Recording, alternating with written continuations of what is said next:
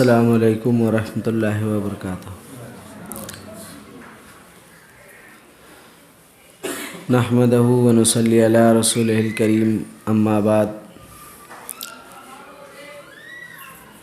فقد قال اللہ تبارک و تعالی فی القرآن المجید والفرقان الحمید۔ اعوذ باللہ من الشیطان الرجیم، بسم اللہ الرحمن الرحیم۔ انما یخشی اللہ من عبادہ العلماء۔ وقال فی موضع آخر قل هل یستوی الذین یعلمون والذین لا یعلمون۔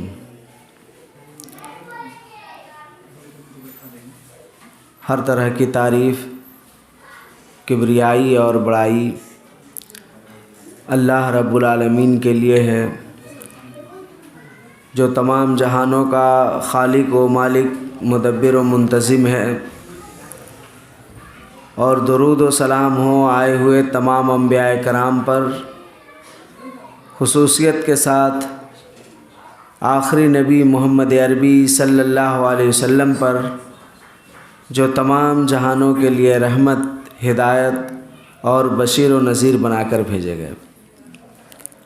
اللہم صلی علی محمد وعلی آل محمد کما صلیت علی ابراہیم وعلی آل ابراہیم انک حمید مجید۔ اللہم بارک علی محمد وعلی آل محمد کما بارکت علی ابراہیم وعلی آل ابراہیم انک حمید مجید۔ محترم سامعین، جیسا کہ یہ درس ماہانہ طور پر منتخب کیا گیا ہے، اور اس درس کا مقصد جیسا کہ اصلاح و تربیت یا اسی طرح دین کی معلومات کے غرض سے رکھا جاتا ہے، لہٰذا آج جس موضوع کے تحت آپ لوگوں کے سامنے کچھ باتیں کرنی ہیں، کچھ بتانی ہے، وہ ہے اللہ رب العالمین کا ڈر، تقویٰ، اور انسان کی غفلت، جو انسان اپنے رب سے دور ہے، کیونکہ انسان کے پاس اپنے رب کی معرفت، اپنے رب کی حیثیت اور قدرت کا اسے پتہ نہیں ہے۔ تو دیکھیے، اس میں اگر بات کی جائے سمجھنے سمجھانے کی، تو چونکہ یہ موضوع بہت اہم بھی ہے اور بہت وسیع بھی ہے، مگر مختصر لفظوں میں یہی کہا جا سکتا ہے کہ اللہ رب العالمین کا تقویٰ، اس کا ڈر، یعنی اللہ رب العزت کا خوف آپ کے دل میں پیدا ہو جائے، تو ظاہر ہے یہ چیز اس وقت تک نہیں آنے والی جب تک آپ اللہ رب العالمین کی قدرت، حیثیت اور اس کے رتبہ اور مرتبہ کو نہ جان لیں، کیونکہ جب تک آپ کسی چیز کی اہمیت کو نہیں جانتے ہیں، کسی چیز کی قدر و منزلت اور اس کی حیثیت کو نہیں جانتے ہیں، تب تک آپ اس کے بارے میں انجان ہیں، اور اس چیز کی قدر و قیمت آپ کے نگاہ میں کچھ بھی نہیں ہے۔ تو اصل چیز یہی ہے اللہ رب العالمین کی معرفت۔ اللہ رب العالمین نے انسانوں کو جو پیدا کیا، اور اس سے پہلے جنوں کو پیدا کیا، انسانوں سے پہلے اللہ رب العالمین نے جنوں کو پیدا کیا۔ اللہ رب العالمین یہی بتانا چاہا ہے قرآن کے اندر کہ ہم نے جنوں اور انسانوں کو صرف اپنی عبادت کے لیے پیدا کیا ہے، یعنی اللہ رب العالمین نے جنوں اور انسانوں کو صرف اپنی عبادت کے لیے پیدا کیا ہے، جیسا کہ اللہ تبارک و تعالیٰ فرما رہا ہے قرآن کے اندر سورہ ذاریات میں کہ وَمَا خَلَقْتُ الْجِنَّ وَالْإِنسَ إِلَّا لِيَعْبُدُونِ۔ ہم نے جنوں اور انسانوں کو صرف اپنی عبادت کے لیے پیدا کیا ہے۔ وَمَا أُرِيدُ مِنْهُمْ میں ان سے نہیں چاہتا ہوں رزق، میں ان سے رزق نہیں چاہتا، یعنی ان کی عبادت جو ہماری عبادت کریں تو اس کا یہ مطلب نہیں ہے کہ وہ اس عبادت کے کرنے کا بدلہ یعنی وہ ہم کو رزق دے، یا جیسے کہ ایک ہوتا ہے کہ کسی کو آپ کسی کام پر لگاتے ہیں تو اس سے آپ کا فائدہ مقصود ہوتا ہے کہ وہ آپ کو یعنی آپ کا کام کرے گا، آپ کی کمپنی میں کام کرے گا تو آپ کی کمپنی کا مال سپلائی زیادہ جائے گا، اس کے مطابق آپ اس کو تنخواہ دیں گے، اگر وہ اس میں اچھا کرے گا تو اس کا آپ تنخواہ بڑھائیں گے۔ تو اللہ تبارک و تعالیٰ یہاں یہ کہنا چاہ رہا ہے کہ ہم نے تمہیں صرف اپنی عبادت کے لیے پیدا کیا ہے، مگر اس کا یہ مقصد نہیں ہے کہ تم عبادت کرو تو ہی ہم خدا کہلائیں گے، تبھی ہماری جاہ و جلال شان و شوکت باقی رہے گی، ایسا کچھ نہیں ہے۔ ہم تم سے رزق نہیں مانگتے ہیں بلکہ ہم تم کو خود رزق دیتے ہیں، جیسا کہ ایک جگہ اور اللہ تبارک و تعالیٰ نے قرآن کے اندر کہا کہ تم کیوں ایسے کو معبود بنا کر رکھے ہو جو تمہیں کھلاتا نہیں ہے تمہارا کھاتا ہے، کیوں نہیں اس کو معبود بناتے جو تمہیں کھلاتا ہے تمہارا کھاتا نہیں۔ یہ اللہ نے سورہ انعام کے اندر اس بات کو اللہ نے بیان کیا ہے۔ تو یہاں میں آپ لوگوں کو بتانا یہ چاہ رہا ہوں کہ اللہ تبارک و تعالیٰ نے انسانوں کی مقصد تخلیق کو قرآن کے اندر بیان کیا ہے کہ ہم اس کو عبادت کے لیے پیدا کیے ہیں۔ اسی طرح سے جب اللہ نے انسان کو پیدا کرنے کا ارادہ کیا تو اس بات کا تذکرہ فرشتوں کے سامنے کیا، تو قرآن سورہ بقرہ کے اندر یہ بات موجود ہے کہ فرشتوں نے اس بات پر اعتراض جتائی، کہا کہ اللہ انسان کو کیوں پیدا کر رہا ہے؟ یہ پہلے والوں ہی کی طرف فساد پھیلائیں گے، فتنہ کریں گے، خون خرابہ کریں گے۔ نحن نقدس لک، ہم لوگ تیری عبادت کے لیے، تیری تسبیح و تحلیل کے لیے کافی ہیں، اب ان کو پیدا کرنے کی کیا ضرورت ہے؟ تو اللہ تبارک و تعالیٰ نے کہا انی عالم ما لا تعلمون۔ اللہ نے فرشتوں کے اس اعتراض کا کیا جواب دیا؟ میں جو جانتا ہوں وہ تم لوگ نہیں جانتے۔ جیسا کہ بہت سارے لوگ کہتے ہیں نا کہ فرشتوں کو بھی علم غیب ہے، اللہ کے انبیاء اور اولیاء کو بھی علم غیب ہے، فلانے کو بھی علم غیب ہے۔ تو اللہ نے یہاں کیا کہا؟ انی عالم و ما لا تعلمون، میں جو جانتا ہوں وہ تم نہیں جانتے۔ مطلب یہ ہوا کہ اللہ کو جس بات کا علم ہے اس بات کا علم اس کے نزدیک رہنے والے فرشتوں کو بھی نہیں ہے، انبیاء تو کجا، اس کے قریب رہنے والے فرشتوں کو بھی اس بات کا علم نہیں ہے کہ اللہ انسان کو کیوں پیدا کر رہا ہے۔ تو اللہ تبارک و تعالیٰ نے وہاں انسان کو پیدا کیا اور ہمارے باپ حضرت آدم علیہ السلام کو بہت ساری چیزوں کا نام سکھلایا۔ وعلم آدم الاسماء کلہا، اللہ نے آدم علیہ السلام کو بہت ساری چیزوں کا نام سکھلایا۔ قیامت کی صبح تک آنے والی تمام چیزوں کا نام ہم خود بخود جو رکھ لیتے ہیں، یہ اللہ کی طرف سے ودیعت کیا گیا ایک علم ہے جس کے ذریعے سے ہم ان چیزوں کے نام رکھنے پر قادر ہوتے ہیں، ورنہ یہ ہماری قدرت کے بس کی بات نہیں ہے کہ آج جو چیزیں آ رہی ہیں آج سے 1400 سال پہلے نہیں تھی۔ جیسے موبائل کو ہی لے لیجئے، آج سے 1400 سال پہلے، اس سے پہلے نہیں تھی، تو اس کا کوئی نام نہیں تھا، لیکن اس کا نام تھا، وجود نہیں تھا۔ نام تھا، اللہ نے اس علم کو انسانی ذہن میں ودیعت کر دیا، مگر اس چیز کو اس دور کے لیے پیدا کیا۔ اس وقت کئی ایک ایسی چیزیں ہیں جن کا علم آج ہمیں نہیں ہے کیونکہ وہ زمانے کے وقت سے ختم ہو گئی، لیکن اس وقت اس کا ایک نام تھا۔ تو اللہ تبارک و تعالیٰ نے حضرت آدم علیہ السلام کو نام سکھلائے، نام کا علم سکھلایا، کیونکہ یہ بہت اہم ہوتا ہے۔ آج بھی آپ کوئی بھی چیز خریدنے جاتے ہیں تو اس کے نام کے بغیر اس کو آپ نہیں خرید سکتے ہیں، نہ اس کی اہمیت کو جان سکتے ہیں، نہ اس کی قدر و منزلت کو جان سکتے ہیں، نہ اس کی حیثیت کو جان سکتے ہیں، نہیں جان سکتے ہیں۔ تو یہی چیز ہے کہ اللہ تعالیٰ نے ان کو نام کا علم سکھلایا، جو بہت ہی اہم ہوتا ہے۔ اگر آپ مارکیٹ میں جائیں اور جا کے کپڑے کے لیے کوئی لفظ استعمال کریں کہ وہ جو ایسا ہوتا ہے جس سے بدن ڈھک جائے، یہ اس طرح ہے، یہ دیجئے، تو وہ کیا کہے گا کہ آپ کو کیا چاہیے؟ کپڑا ہم سمجھ رہے ہیں مگر کس طرح کا؟ تو نام کی بہت زیادہ اہمیت ہے۔ اللہ نے علم میں سب سے پہلی چیز، سب سے پہلا علم نام کا سکھلایا، اور اس فضیلت کی بنیاد پر فرشتوں کو کہا کہ ان کا سجدہ کرو۔ یہ اللہ کا حکم تھا۔ کیوں تھا؟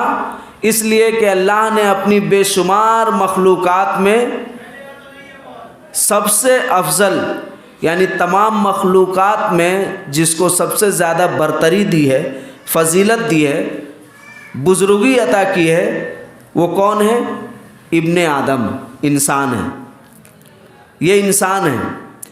انسان اور جن، یہ دو ہی مخلوق ہیں جن کو ذمہ دار مخلوق بنایا گیا ہے۔ بقیہ تمام مخلوقات اللہ کے حکم کے تابع ہیں، انہیں کسی بھی طرح کا اختیار نہیں ہے۔ سورج کو یہ اختیار نہیں ہے کہ وہ مشرق کے بجائے مغرب سے طلوع ہو جائے، جب تک کہ اللہ تبارک و تعالیٰ اسے اس کام کے لیے مامور نہ کر دے۔ فرشتوں کی صفت بیان کی گئی، وَيَفْعَلُونَ مَا يُؤْمَرُونَ، انہیں جس بات کا حکم دیا جاتا ہے وہی کرتے ہیں۔ وہ اپنی جانب سے کچھ بھی ایسا کام نہیں کر سکتے ہیں جو اللہ کے مرضی کے خلاف ہو۔ اللہ نے آسمان اور زمین کی عبادت کا تذکرہ کرتے ہوئے کہا کہ انہیں کہا گیا، کس کو؟ آسمان اور زمین کو، کہ تم طوعاً اور کرہاً اللہ کی عبادت میں لگ جاؤ۔ تو اللہ کی عبادت میں لگ گئے۔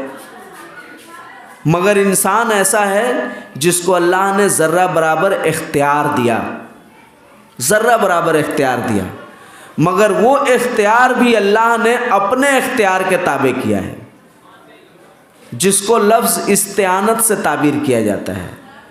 استعانت یعنی اللہ تبارک و تعالیٰ نے جو قرآن سورہ فاتحہ کے اندر ذکر کیا، ایاک نعبد و ایاک نستعین، ہم تیری ہی عبادت کرتے ہیں اور تجھ ہی سے مدد چاہتے ہیں۔ تو یہاں مدد کے لیے عربی میں نصر کا لفظ بھی آتا ہے، مگر اللہ نے یہاں نستعین، اعان یعینو کا لفظ استعمال کیا۔ اس کا مطلب یہ ہوتا ہے کہ آپ کام کریں، ہم آپ کو سپورٹ کریں گے، یہ والی مدد۔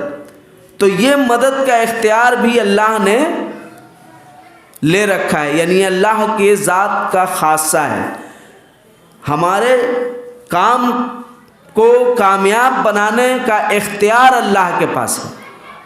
اگر اللہ تبارک و تعالیٰ اس چیز کو روک لے تو ہمارے پاس سب کچھ ہونے کے باوجود ہم اس کام کے کرنے پر قادر نہیں ہو سکیں گے۔ تو یہ بہت بڑی بات ہے جس کو ہمیں سمجھنا چاہیے۔ تو اللہ تبارک و تعالیٰ نے آدم علیہ السلام کو ان ساری چیزوں کے عطا کرنے کے بعد فرشتوں کو سجدہ کا حکم دیا۔ فرشتے تو سجدے میں گر گئے، مگر جن، جو کہ دو اختیاری مخلوق میں سے ایک وہ بھی ہے، اس نے اس بات کو نہیں مانا اور اس نے حضرت آدم علیہ السلام کا سجدہ نہیں کیا۔ یہ اللہ تبارک و تعالیٰ نے اس واقعے کو قرآن میں ذکر کیا ہے۔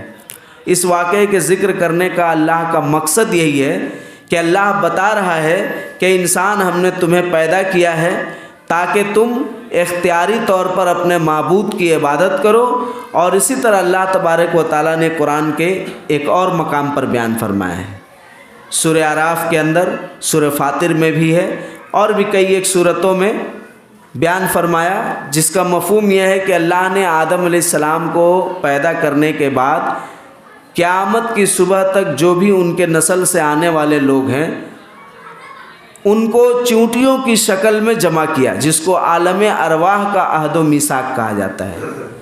اللہ نے ان کو جمع کیا اور ان سے اس بات کا عہد لیا، پوچھا الست بربکم، کیا میں تمہارا رب نہیں ہوں؟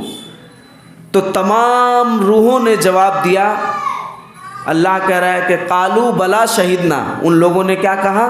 ہاں کیوں نہیں، ہم لوگ اس بات کی گواہی دیتے ہیں کہ تو ہی ہمارا رب ہے، تو ہی ہمارا معبود ہے۔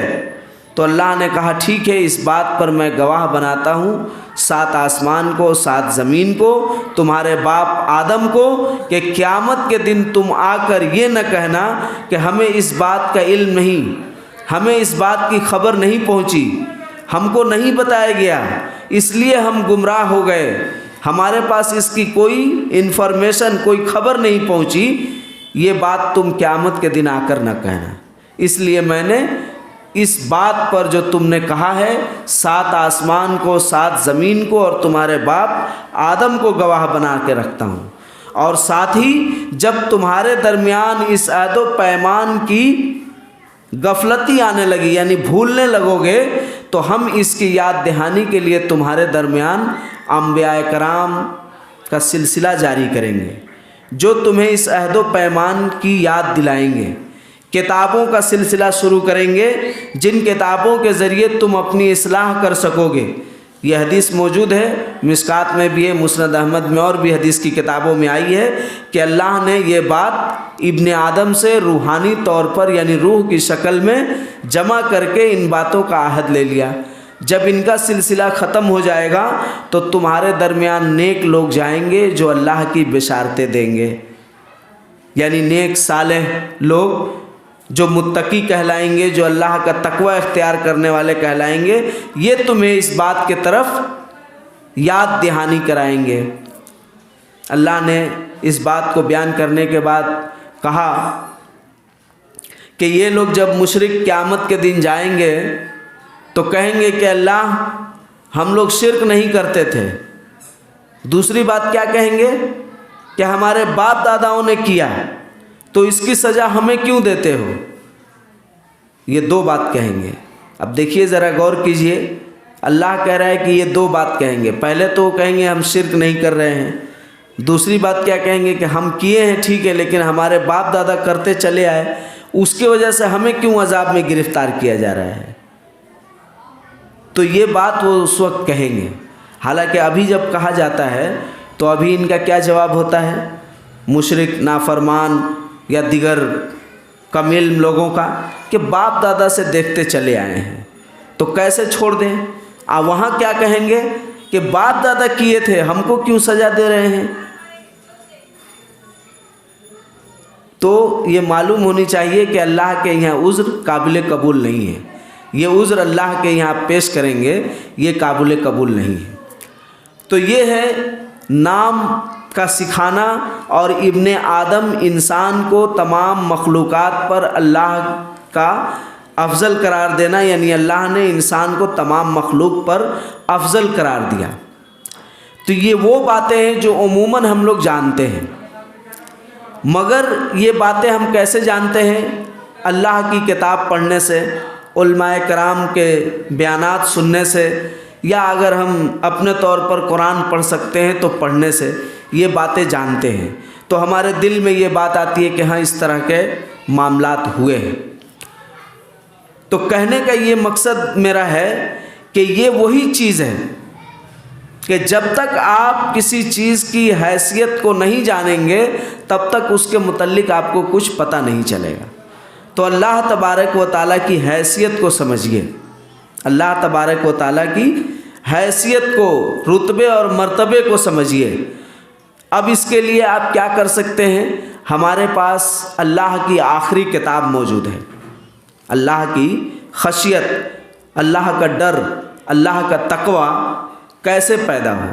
ہم سبھی یہ جانتے ہیں اور ہم سبھی کے دل میں یہ بات ہوتی ہے کہ ہمیں کیا ہو؟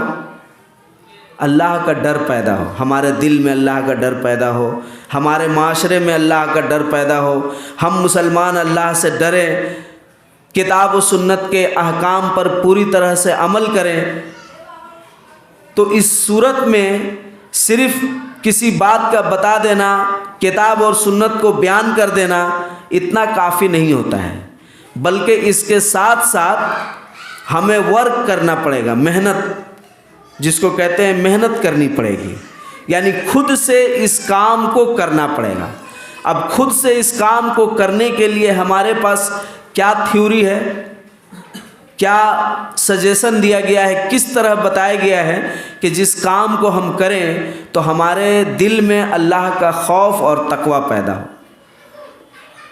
یہ چیز ہمیں سمجھنی چاہیے۔ تو یہ ہے کہ اللہ کی کتاب کو جب آپ پڑھیں گے، اللہ کی کتاب آپ پڑھیں گے تو اللہ تبارک و تعالیٰ کی معرفت آپ کو حاصل ہوگی، جو کسی اور کتاب سے حاصل نہیں ہوگی۔ اللہ کی معرفت کیسے حاصل ہوگی؟ جب آپ اللہ کی کتاب کو اس کے معنی و مفہوم ترجمہ کے ساتھ پڑھیں گے۔ صرف ایسے پڑھ لیں گے تو ویسے کچھ نہیں ہوتا ہے۔ اب جیسے دیکھیے بہت سارے لوگ کیا کرتے ہیں، گھر کے دروازوں پر آیت الکرسی چپکا دیتے ہیں۔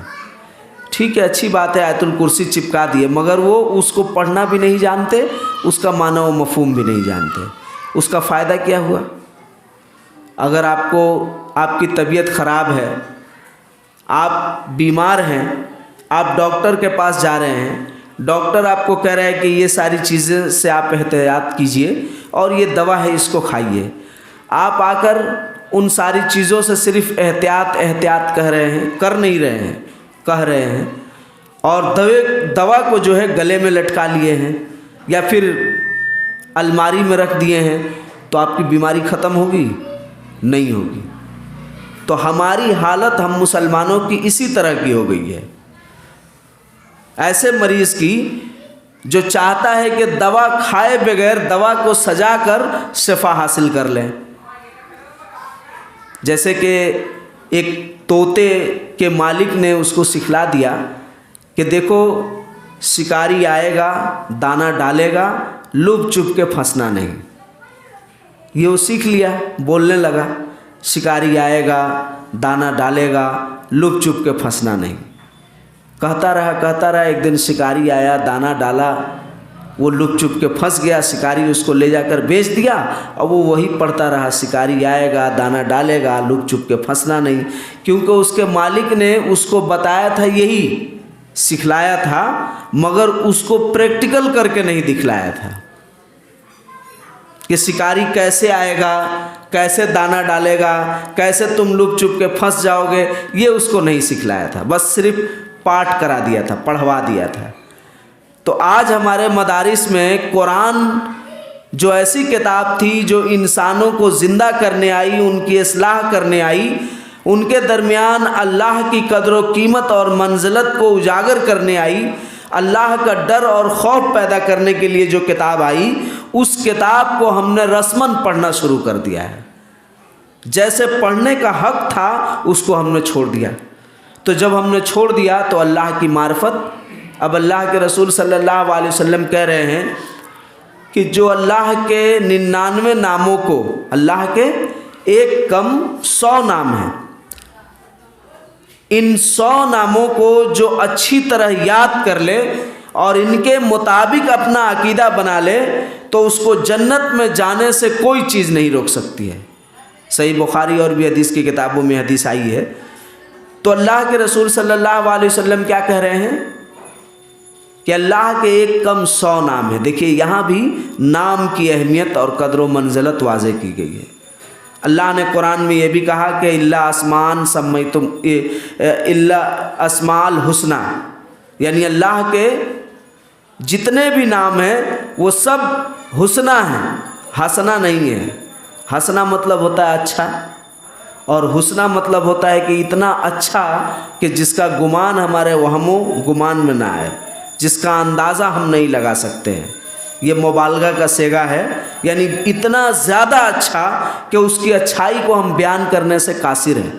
ہم انسانوں کے ذہن و دماغ میں اس کے لیے الفاظ نہیں ہیں، تو اللہ کیا کہہ رہا ہے کہ اللہ کے تمام نام حسنی ہیں، بس ان میں سے جس نام کے ذریعے چاہو تم اللہ کو پکارو۔ اس کے لیے اللہ کے رسول صلی اللہ علیہ وسلم ہمیں کیا بتا رہے ہیں کہ اللہ کے ناموں کو جو یاد کیا اور جو اس کے مطابق اپنا عقیدہ بنایا۔ اب آپ بتائیے، اللہ کے ناموں کو یاد کرنا اور اس کے مطابق عقیدہ بنانا، یہ کہاں سے ہمیں ملے گا؟ کیسے ہم بنائیں گے؟ اللہ رحمان ہے، رحیم ہے، ستار ہے، غفار ہے، ٹھیک ہے، لیکن اس کا معنی کیا ہے؟ یعنی اللہ کیا ہے؟ یہ اپنی قدرت اور منزلت کو جو اللہ بتا رہا ہے، ہر ایک لفظ کے ذریعے، ایک نام کے ذریعے، ان ساری چیزوں کو ہم کہاں تلاش کریں گے؟ تو ظاہر ہے کہ تلاش کرنے کا جگہ میرے پاس کتاب اور سنت ہی ہے۔ قرآن کی بہت ساری آیتیں ہیں۔ اللہ صمد ہے۔ صمد کا کیا مطلب ہوتا ہے؟ تو جب ہم اس کو جانیں گے، ایک نام ہی لے لیجئے، اللہ صمد ہے۔ اللہ کہہ رہا ہے قل هو اللہ احد، اللہ ایک ہے، اکیلا ہے، تنہا ہے، اللہ الصمد، اللہ صمد ہے۔ تو صمد کے ہی لفظ کو اگر ہم لیتے ہیں تو دیکھتے ہیں کہ صمد عربی زبان میں اس لفظ کا معنی کیا ہے؟ ہر ایک چیز سے بے نیاز ہو جانا، ہر ایک حاجت اور ضرورت سے پاک ہونا، یعنی اس کی حاجت اور ضرورت آپ کو کسی بھی صورت میں نہیں پڑنے والی ہے۔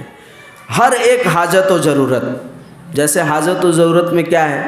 سونا ہے، کھانا ہے، پینا ہے، جگنا ہے، اٹھنا ہے، بیٹھنا ہے، بات چیت کرنا ہے، گھومنا پھرنا ہے، شادی بیاہ ہے، بچے ہیں، رشتہ داریاں ہیں، ہے کہ نہیں؟ پیسہ کمانا ہے، اس کو دولت کو سیو بھی کرنا ہے، خرچ بھی کرنا ہے، بیمار بھی ہونا ہے، تکلیف بھی اٹھانا ہے، صحت بھی پانا ہے، بہت ساری ضروریات، حاجت یہ ہماری پڑتی رہتی ہے۔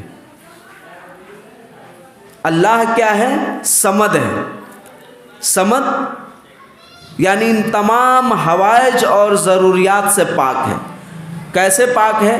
اب اللہ الصمد کی آپ تفسیر قرآن میں پڑھیے، قرآن میں پڑھیے، قرآن کی بہت ساری آیتوں میں اللہ نے اپنے صمد ہونے کا بیان دیا ہے۔ جیسے اللہ سورہ انعام کے اندر کہہ رہا ہے کہ اللہ ہی ہے جس نے آسمان اور زمین کو پیدا کیا، اللہ ہی ہے جس نے آسمان اور زمین کو، کل کائنات کو پیدا کیا ہے، اس کی کوئی بیوی نہیں ہے، نہ اس کے بچے ہیں، وہ ہر چیز سے پاک ہے، جس کو یہ مشرک بیان کرتے ہیں۔ تو اللہ نے یہاں پر کس چیز سے صمد کا اظہار کیا؟ صمد کی ایک تفسیر بیان کی، کیا کی؟ کہ اس کے بیوی اور بچے نہیں ہیں۔ اس سے پہلے ابھی میں نے اسی سورہ کی ایک آیت بیان کی کہ جو کھاتا نہیں ہے کھلاتا ہے۔ اللہ نے یہاں کون سی صفت صمد کی تفسیر ایک بیان کی؟ کہ وہ کھاتا نہیں ہے، کھاتا نہیں ہے۔ دوسری جگہ اللہ نے کیا بیان کیا؟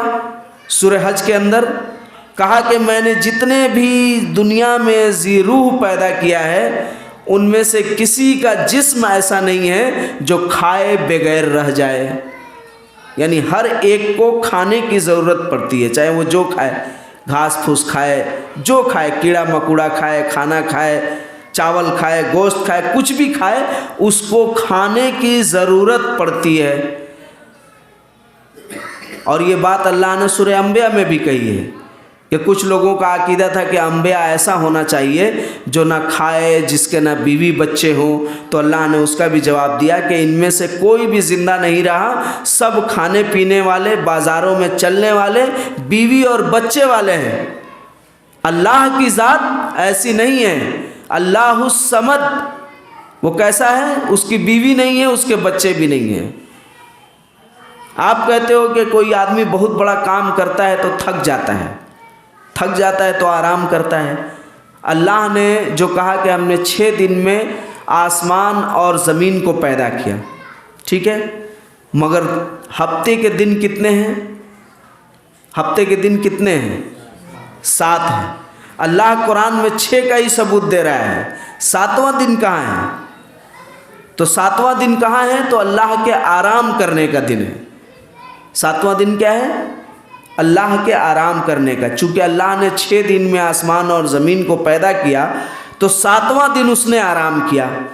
اللہ تبارک و تعالیٰ نے اس آرام والی صفت جو انسانوں کی ہے، رب کی نہیں ہے، اور یہ اگر صفت اللہ میں آئے گی تو اللہ صمد نہیں ہوگا۔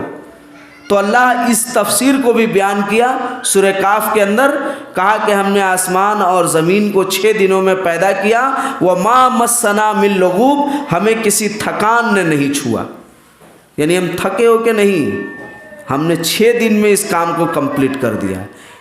اس کا یہ مطلب نہیں ہے کہ ہمیں 6 دن لگا، تمہیں سمجھانے کے لیے ہم بتا رہے ہیں، ورنہ ہم جب کسی کام کا ارادہ کرتے ہیں تو کن فیکن کہتے ہیں ہو جاؤ، ہو جاتی ہے۔ یہ تمہیں سمجھانے کے لیے بتا رہے ہیں کہ اتنی مدت لگی ہے تمہارے حساب کے اعتبار سے 6 دن میں، یہ اللہ نے بتانا چاہا۔ اسی طرح اللہ تبارک و تعالیٰ بتانا چاہ رہا ہے صمد کی تفسیر کرتے ہوئے، وہی جو میں نے بتایا آیت الکرسی۔ اللہ کیا کہہ رہا ہے؟ اللہ لا الہ الا هو الحی القیوم۔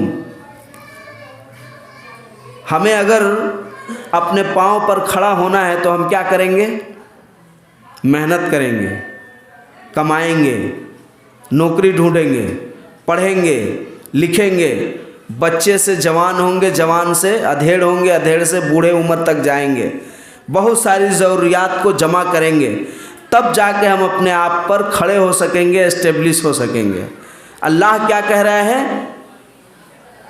القیوم، وہ پہلے ہی سے ہے، اس کو کسی چیز کی ضرورت نہیں پڑی ہے کہ کوئی چیز اسے طاقت پہنچائے تو وہ کھڑی ہو۔ ہم زندہ ہیں، زندہ سے پہلے مردہ تھے، مردہ کے بعد زندہ ہوئے، زندہ کے بعد پھر مر جانے والے ہیں۔ اللہ کہہ رہا ہے کیف تکفرون باللہ وکنتم امواتا فاحیاکم ثم یمیتکم۔ اللہ کا تم کیسے انکار کرتے ہو جبکہ تم زندہ ہونے سے پہلے مردہ تھے؟ کیسے مردہ تھے؟ تو صلب میں تھے، پھر ہمیں اللہ نے ایک بچے کی شکل میں پیدا کیا۔ اللہ تبارک و تعالیٰ پر اس طرح کی چیزیں نہیں گزری ہے۔ اللہ کیا ہے؟ حی ہے، ہمیشہ سے زندہ ہے، ہمیشہ زندہ رہے گا، کبھی اس کو موت آنے والی نہیں ہے۔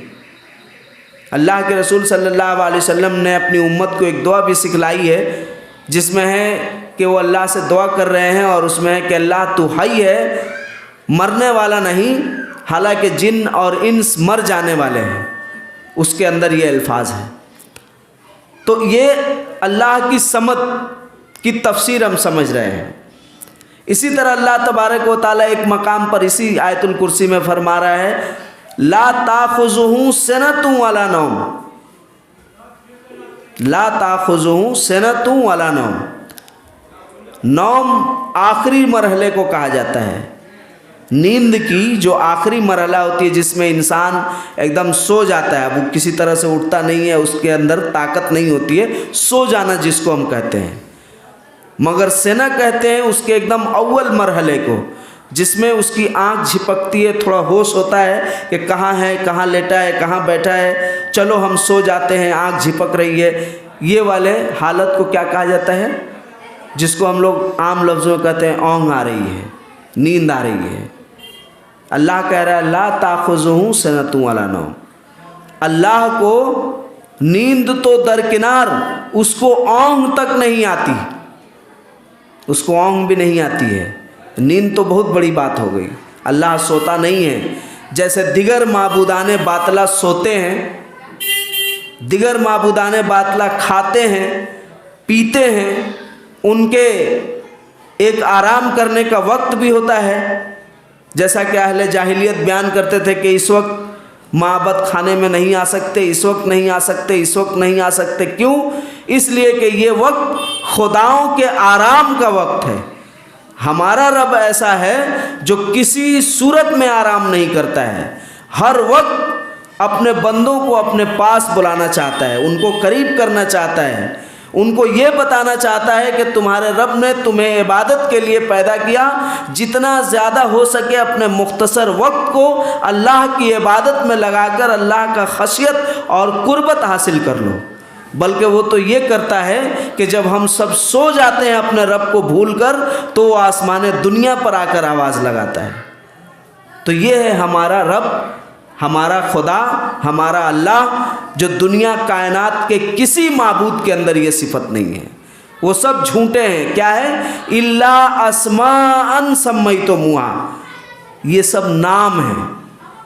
ابھی میں نے بتایا نا کہ نام کی اہمیت، تو اللہ یہی بتانا چاہ رہا ہے کہ یہ ایسے نام ہیں کہ صرف نام ہے۔ کیسے نام ہیں؟ انتم و آباؤکم، جو تم نے اور تمہارے باپ داداؤں نے گڑھ لیا ہے کہ فلانے جو ہے یہ دیتے ہیں، فلانے وہ کرتے ہیں، فلانے ایسا کر دیتے ہیں، فلانے وہ کر دیتے ہیں، فلانے قسمت بنا دیتے ہیں، فلانے اولاد دیتے ہیں، فلانے بیٹیاں دیتے ہیں، فلانے بیٹے دیتے ہیں۔ یہ جو تم گڑھ لیے ہو، یہ تم خود سے گڑھ لیے ہو۔ اللہ نے اس کی کوئی دلیل نازل نہیں کی۔ الا اسماء سمیتموها انتم و آباؤکم، یہ صرف نام ہے، کھوکھلے نام، جن پر تم اور تمہارے باپ داداؤں کا دعویٰ ہے کہ یہ ایسا کرتے ہیں۔ ما انزل اللہ بہا من سلطان، اللہ نے اس پر کوئی دلیل نہیں نازل کی ہے کہ یہ ایسا ہی کرتے ہیں۔ اللہ اپنی قدرت بتا رہا ہے۔ کیا بتا رہا ہے؟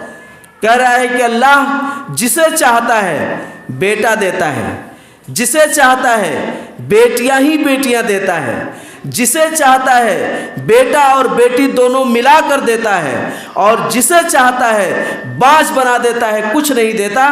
یخلق ما یشاء، وہ جو چاہتا ہے کرتا ہے، جو چاہتا ہے پیدا کرتا ہے۔ تو جب آپ قرآن پڑھیں گے تب آپ کو اپنے رب کی معرفت حاصل ہوگی کہ میرا رب کیا کرتا ہے۔ اللہ تبارک و تعالیٰ اپنا تعارف ایک جگہ اور پیش کر رہا ہے، پیش کرتے ہوئے کہہ رہا ہے سورہ مائدہ کے اندر، سورہ انعام میں، دونوں میں مختصر طریقے سے کیا کہہ رہا ہے کہ وہ ہے تمہارا اللہ جو دانے کو پھاڑ کر اس سے پودے کو نکالتا ہے، پھر اس پودے کو پروان چڑھا کر فصل کو پکاتا ہے جسے تم دیکھ کر خوش ہو جاتے ہو۔ وہ ہے جو صبح کی روشنی کو لاتا ہے، وہ ہے جو تاریک راتوں کو لاتا ہے تاکہ تم آرام کر سکو، وہ ہے جو سورج سے تمہیں فائدہ پہنچاتا ہے، وہ ہے جو تمہیں چاند کے ذریعے فائدہ پہنچاتا ہے۔ یہ ہے وہ تمہارا رب، لہٰذا اسی کا سجدہ کرو۔ تم سورج اور چاند کا سجدہ نہ کرو، بلکہ اس کو سجدہ کرو جس نے ان دونوں کو پیدا کیا ہے۔ تو یہ ہے وہ اللہ، یہ اللہ رب العالمین کی ذات۔ اللہ رب العالمین کی ذات کو اور اچھے طریقے سے سمجھنا ہو تو قرآن ایک سمندر ہے، اور اس پورے قرآن کو جو اللہ کی معرفت پر تقریباً 80% اللہ کی معرفت ہے قرآن میں، اس پورے معرفت کو اللہ تبارک و تعالیٰ نے ایک سورہ کے اندر سمو دیا ہے۔ اسی لیے اس کی فضیلت بیان کی گئی ہے کہ اس سورہ کو جس نے پڑھا سمجھا، گویا اس نے قرآن کے 1/3 حصے کو پڑھ لیا، اور وہ کیا ہے؟ سورہ اخلاص ہے۔ اللہ کی وحدانیت کی مثال دیکھیے، اللہ کہہ رہا ہے ہم ایک ہیں، اکیلا ہیں۔ اللہ اس کو اور مزید تفصیل کے ساتھ سورہ مائدہ میں، سورہ انعام میں بیان کر رہا ہے، کہہ رہا ہے نہ کہو تم اللہ کو تین۔ عیسائیوں نے کہا نا کہ عیسیٰ، مریم اور اللہ یہ تینوں تین ہیں۔ اللہ کہہ رہا ہے تم اللہ کو تین نہ کہو۔ جن لوگوں نے اللہ کو تین بنایا انہوں نے بھی کفر کیا، اور جنہوں نے یہ کہا کہ مسیح ابن مریم اللہ کے بیٹے ہیں یا اللہ ہی ہیں، اس نے بھی کفر کیا۔ ایک جگہ اور اللہ کہہ رہا ہے کہ تم کہتے ہو اللہ کے بارے میں تو سنو، اللہ ایک ہے، اگر آسمان اور زمین میں 2 خدا ہوتے لفسدتا، تو آسمان اور زمین میں فساد پیدا ہو جاتا۔ فساد پیدا ہو جانے کا مطلب کیا ہو گیا؟ لڑائی جھگڑا نہیں، ڈس بیلنسنگ ہو جاتا ہے۔ جیسے مثال کے طور پر اگر ایک ہی کمپنی میں 2 مینیجر رکھ دیا جائے، 2 ہی جنرل مینیجر ہو، تو ہمیشہ جھگڑا لگا رہے گا۔ وہ ایک فیصلہ کرے گا کہ اس طرح سے امپلائیز کو دینا ہے، تو کہے گا نہیں اس طرح دینا ہے، تو اسی طرح ہوتا ہے. اگر ایک خدا کہتا ہے کہ آج دھوپ کا مسئلہ رہے گا تو دوسرا کہتا نہیں میں نے تو بارش برسانے کا ارادہ کیا ہے. دوسرا کہتا ہے کہ آج بارش ہونے والی ہے تو کہتا نہیں ابھی تو دن ہے، ہم نے رات کو فیصلہ کیا ہے. تو اس طرح سے اصول کا ڈس بیلنسنگ ہو جاتا اور کوئی نظام صحیح سے نہیں چلتا ہے. اس لیے آسمان اور زمین کل کائنات کا رب ایک ہے، ایک اللہ ہے. صمد ہے، صمد کی تفسیر میں نے بتائی. آگے کہہ رہا ہے لم یلد ولم یولد. تم جن معبودوں کے تعلق سے یہ عقیدہ رکھتے ہو کہ یہ تمہیں تمہارے کاروبار میں ترقی دیں گے، یہ تمہیں بلندی پر پہنچا دیں گے، تمہاری قسمت بنا دیں گے، وہ تمہارے اولاد عطا کرتے ہیں، ان سب کے بارے میں تم جانتے ہو کہ یہ سب کس کے بیٹے ہیں، کس کے آل و اولاد ہیں، ان کا حسب و نسب کیا ہے. مگر تمہیں معلوم ہونی چاہیے کہ لم یلد ولم یولد، میرا رب جو ہے وہ کسی کا بیٹا کسی کا باپ نہیں ہے. وہ کسی کا بیٹا بھی نہیں ہے، کسی کا باپ بھی نہیں ہے. اس آیت کے شان نزول کا بھی پس منظر سن لیجئے آپ لوگ. اللہ کے رسول صلی اللہ علیہ وسلم نے جب مکہ والوں کو اللہ کی طرف بلایا تو ان لوگوں نے کہا کہ یہ اللہ کیا ہوتا ہے، اچھا یہ رحمان کون ہوتا ہے، رحیم کون ہوتا ہے، ان کو نہیں پتہ تھا. تو انہوں نے یہ طنز کیا اور جاننا بھی چاہا. اس میں ایک شخص نے کہا کہ دیکھو محمد صلی اللہ علیہ وسلم، جن کی ہم عبادت کرتے ہیں، جن سے ہم اپنی حاجت روائی کرتے ہیں، جن کو ہم خوش کرتے ہیں، ان کے بارے میں ہمیں پتہ ہے کہ یہ فلانے ہیں، لات، حبل، عزا، منات، ان کے بارے میں ہم جانتے ہیں کہ یہ کیا کچھ کر کے گزرے ہیں دنیا سے، کتنے نیک لوگ تھے، کتنے پرہیزگار تھے، اس لیے ہم ان کے وسیلے سے دعا کرتے ہیں. تم جس اللہ کے بارے میں بتا رہے ہو وہ کس کا بیٹا ہے، باپ ہے، اس کا نسب نامہ بیان کرو. انسب نفسک، یعنی اس کے بارے میں آپ ہم کو بتائیے، اس کا نسب نامہ بیان کیجئے. تو اللہ تعالیٰ نے کہا کہ اے نبی اکرم صلی اللہ علیہ وسلم آپ اپنے رب کا نسب نامہ بیان کر دیجئے. جبرائیل علیہ السلام وحی لے کر آئے اور کہے کہ اے نبی یہ لوگ آپ سے آپ کے رب کا نسب نامہ پوچھ رہے ہیں، شجرہ نسب پوچھ رہے ہیں، سلسلہ نسب پوچھ رہے ہیں. انہیں بتا دیجئے، کہہ دیجئے قل هو اللہ احد، اللہ اکیلا اور تنہا ہے، اللہ الصمد، اسے کسی چیز کی حاجت اور ضرورت نہیں جو تمہارے معبودوں کو پڑتی ہے. لم یلد ولم یولد، تمہارے معبود کسی کے باپ کسی کے بیٹے ہیں، ہمارا رب کسی کا باپ اور کسی کا بیٹا نہیں. اور وَلَمْ يَكُنْ لَهُ كُفُوًا أَحَدٌ، اور تم جو سوچ رہے ہو، تم نے جو بنا رکھا ہے نا تمہارے قبیلے کا بت ان کے قبیلے سے زوراور ہے، ان کے قبیلے کا بت ان کے قبیلے سے زوراور ہے. جیسے آج ہمارے یہاں ہے فلانا سلسلہ کا پیر مرید بنیے گا تو فلانے مرید کی کوئی اوقات نہیں ہے کہ نہیں. سلسلہ قادریہ کا، سلسلہ چشتیہ کا، سلسلہ سہروردیہ کا، سب ایک پر ایک ہیں. اللہ کہہ رہا ہے لم یکن لہ کفوا احد، ان کے زوراور اور برابری کا اللہ نہیں ہے. یعنی یہ لوگ اللہ کے زوراور اور برابری کا نہیں ہیں.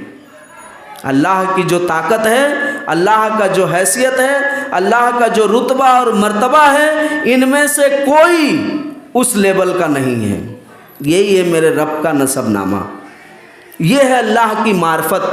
اس معرفت کو اگر آپ صحیح طریقے سے اپنے دل میں بیٹھائیں گے تو آپ کو ضرور بالضرور اللہ کا تقوی حاصل ہوگا. اور یہ میں نہیں کہتا، یہ بات بھی اللہ تعالیٰ نے قرآن میں بیان کی ہے کہ جب تم میری معرفت کو بیٹھاؤ گے، میرے تعلق سے پوری طرح سے سمجھنے لگو گے، جاننے لگو گے، میری حیثیت اور رتبہ کو جان لو گے. اور بھی مثالیں دے دے کر بتایا، کہا کہ غور کرو اے دنیا کے تمام لوگوں، تمہیں ایک مثال بیان کی جا رہی ہے کہ جن کو تم معبود بنا کر بیٹھے ہو، جن کو تم اپنا حاجت روا سمجھتے ہو، ان کے تعلق سے ذرا غور کرو، دیکھو کہ جب ان کے سامنے کوئی چیز پیش کی جاتی ہے تو ان چیزوں کو یہ کھانے پر قادر نہیں، اور اس میں سے اگر مکھی لے کر بھاگتی ہے تو نہ تو یہ مکھی بنانے پر قادر ہے، نہ اس مکھی کے ہاتھ سے اپنا لقمہ چھیننے پر قادر ہیں.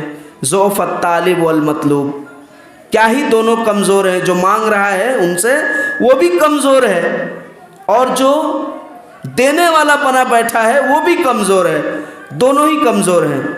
اور بھی بہت ساری مثالیں اللہ نے بیان کی، کہا کہ جن کو تم معبود سمجھتے ہو، دیکھو قیامت کے دن اللہ کہے گا دیکھو یہ عابد اور معبود دونوں جہنم میں ہیں، تم انہیں سمجھتے تھے؟ سورہ انبیاء کے اندر کہا اللہ نے کہ عابد اور معبود دونوں جہنم میں جائیں گے۔ کیسے جائیں گے؟ جن کو ہم خدا سمجھ بیٹھے ہیں، شجر و حجر، درخت، پہاڑ، دیگر مخلوقات، جن و انس، ان سب کو اللہ، جن کی عبادت کی جاتی ہے ان سب کو اللہ جہنم میں ڈال دے گا، اور جو کرتے ہیں ان کو بھی ڈال دے گا۔ کہے گا تم نے انہیں سمجھا تھا کہ یہ تمہیں نجات دیں گے، آج پکارو یہ تو خود گرفتار ہیں میرے عذاب میں، تمہاری کیا مدد کریں گے؟ اس بات کو اللہ نے بیان کر دیا۔ یہ زوراوری کی بات اللہ نے کی۔ تمہارے اور اپنے معبود، جن کو تم کہہ رہے ہو کہ تمہارے معبود سے ہمیں کوئی مطلب نہیں، ہمارا معبود یہ ہے، اس معبود کی حیثیت کو اللہ واضح کر رہا ہے، کہہ رہا ہے ان کی حیثیت میرے حیثیت کے آگے کچھ نہیں۔ یہی ذکر و اذکار میں بھی اللہ نے بتایا، اللہ کے رسول صلی اللہ علیہ وسلم نے کیا کہا؟ سلام پھیرنے کے بعد جو ہم لوگ ذکر و اذکار کرتے ہیں اس میں اللہم انت السلام و منک السلام، تبارکت یا ذو الجلال والاکرام، اللہم لا مانع لما اعطیت ولا معطی لما منعت ولا ينفع ذا الجد منک الجد۔ کیا کہہ رہا ہے اللہ؟ کہہ رہا ہے کہ نبی میری امت کو سکھلا دیجئے کہ وہ اس بات کا پختہ عقیدہ بنا لیں۔ کیا عقیدہ بنا لیں؟ اللہ جسے دینا چاہے، اللہم لا مانع، اللہ جسے نہیں دینا چاہے اسے کوئی دینے والا نہیں، اور اللہ جسے چھین لے اس کو کوئی دینے والا نہیں۔ یعنی اللہ جس سے چھین لے اس کو آپ دے نہیں سکتے، اور جس کو اللہ دے دے اس سے آپ چھین نہیں سکتے۔ ولا ينفع ذا الجد منک الجد۔ اور ہوتا ہے نا کہ کہیں کوئی کام اٹک جاتا ہے تو فلانے سے سفارش کرتے ہیں، تو فلانا کہتا ہے کہ نہیں اس سے ہم کو ضرورت پڑے گی تو کام ہو جاتا ہے۔ تو انہیں بتا دیجئے ولا ينفع ذا الجد منک الجد، اللہ کے اوپر کوئی سفارشی ایسا نہیں بیٹھا ہے کہ ان کا کام کرنا ہی پڑے گا، نہیں تو پھر اگلا الیکشن دیکھ لیجئے گا، ایسا کچھ نہیں ہے۔ لا ينفع ذا الجد منک الجد، اللہ کے نزدیک بڑے سے بڑے مرتبے والے کی کوئی حیثیت نہیں ہے، کوئی حیثیت نہیں ہے۔ ما قدر اللہ حق کا قدر ہی، لوگوں نے اللہ کی قدر و قیمت نہیں جانی جیسا کہ جاننے کا حق تھا۔ یا ایھا الانسان ما غرک بربک الکریم، اے انسان تجھے کس چیز نے اپنے رب کریم سے دھوکے میں دے رکھا ہے؟ جس نے تجھے پیدا کیا، تمہارے جوڑ پور بنائے، تمہیں صحیح سالم بنایا۔ ما لکم لا ترجون للہ وقارا، تمہیں کیا ہو گیا ہے کہ تم اللہ کی قدر و منزلت کو نہیں سمجھتے؟ تو یہ غور کرنے والی بات ہے۔ قرآن آپ پڑھیں، اللہ کا تقوی حاصل کریں۔ جب اللہ کا تقوی حاصل کریں گے تبھی آپ اللہ کے حقیقی معنوں میں بندہ بنیں گے، اور جب تک آپ اللہ کی معرفت نہیں حاصل کریں گے نا تب تک آپ کو اللہ کا تقوی نہیں سمجھ میں آنے والا ہے۔ اللہ تبارک و تعالیٰ قرآن کے اندر بیان کر رہا ہے انما یخشی اللہ من عبادہ العلماء۔ یہی بات میں بتانا چاہ رہا تھا کہ اللہ نے خود ان باتوں کی قید لگائی۔ کیا قید لگائی؟ کہ اللہ سے وہی بندے ڈرتے ہیں جو اللہ کے بارے میں علم حاصل کرتے ہیں۔ یہ مفہومی ترجمہ ہوا، تفسیری ترجمہ۔ آیت کا ترجمہ صحیح لفظی اس طرح ہوگا کہ جدی نیست اللہ سے ڈرنے والے اللہ کے بندوں میں علماء ہی ہیں، علماء ہی ہیں۔ یہ بات اللہ نے کہی ہے سورہ فاطر 28 نمبر آیت میں۔ اسی سے پہلے اللہ نے دنیا کی ایک مثال بیان کی ہے، اپنی تخلیق کی مثال بیان کی ہے۔ کیا کہا؟ کہا کہ دیکھو پہاڑوں کی طرف دیکھو، ان میں کچھ سفید ہیں، کچھ کالے ہیں، کچھ چتکبرے ہیں۔ ہوتا ہے نا پہاڑوں کی 2-3 شکلیں ہوتی ہیں، سیاہ، بھورے، نیلگو، چتکبرے، سفید۔ اللہ کہہ رہا ہے کہ اسی طرح انسانوں میں بھی مختلف رنگ کے ہیں، اور اسی طرح چوپایوں میں بھی مختلف رنگ کے ہیں۔ یہ اللہ نے وہاں کہی۔ اس کے بعد کہا بے شک میرے بندوں میں مجھ سے وہی ڈرتے ہیں جو علم رکھتے ہیں۔ یہ اللہ نے کیوں کہا؟ اس سے مراد علماء دین نہیں ہے، اس آیت سے مراد علماء دین نہیں ہے۔ یہ بات آپ لوگ اپنی ذہن سے نکال دیجئے گا۔ جو اللہ نے کہا نا کہ اللہ سے ڈرنے والے اللہ کے بندے وہی ہیں جو علم رکھتے ہیں، اس سے مراد علماء دین نہیں ہے، اس سے مراد وہ لوگ ہیں جو اللہ کی معرفت رکھتے ہیں۔ اور ظاہر ہے اللہ کی معرفت رکھنے کے لیے ہمیں سب سے پہلے ہی وہی آئی ہمارے نبی پر۔ کیا آئی؟ پڑھیے، اقرا، پڑھیے۔ آپ صلی اللہ علیہ وسلم نے کیا کہا؟ یہاں بھی ایک باریک بات ہے بتا دوں۔ آپ صلی اللہ علیہ وسلم پر جب وحی آئی اور جبرائیل علیہ السلام نے کہا پڑھیے، تو آپ نے کیا کہا؟ ما انا بقاری، میں پڑھا لکھا نہیں ہوں، میں نہیں پڑھ سکتا، کہا نا۔ اور یہاں کیا ہوتا ہے، کیا کہا جاتا ہے؟ بڑے پیر صاحب پیدا ہوئے تو 18 پارہ قرآن یاد تھا ان کو، فلانے پیدا ہوئے تو ان کو اتنا پارہ قرآن یاد تھا۔ اور جو امام بن رہا ہے، کائنات کا امام، تمام نبیوں کا امام بننے والا ہے، جس پر قرآن نازل ہونے والا ہے، اس کو جب وحی آ رہی ہے تو کہہ رہا ہے میں پڑھا نہیں ہوں، میں پڑھنا نہیں جانتا۔ تو اللہ نے کیا کیا؟ الرحمن علم القرآن خلق الانسان، رحمان ہے جس نے قرآن کو نازل کیا اور اس کو سکھلایا۔ یہی نہیں، اللہ نے دوسری جگہ کہا علمناہ شدید القوا، ہم نے قرآن کا علم ایک زوراور مضبوط استاد کے ذریعے نبی اکرم صلی اللہ علیہ وسلم کو سکھلایا۔ معلوم ہوا کہ بغیر استاد کے علم نہیں آتا ہے۔ اللہ نے نبیوں کو تعلیم دینے کے لیے جبرائیل علیہ السلام کو بحیثیت استاد مقرر کیا، اور یہاں نفسی مل جاتا ہے، تو یہ کوئی علم نہیں ہے، یہ شیطانی علم ہے۔ اس علم کی کوئی حقیقت نہیں، یہ بھی جاننے والی بات ہے۔ تو اللہ تبارک و تعالیٰ نے اپنے نبی کو کہا پڑھیے، امت کو پڑھائیے، کیونکہ یہ امت محمدیہ علم میں بہت ترقی کرنے والی ہے، اس لیے علم کو حاصل کیجئے۔ جب علم کو حاصل کیجئے گا، تقوی، اللہ کی معرفت، رب کی معرفت آپ کو حاصل ہوگی۔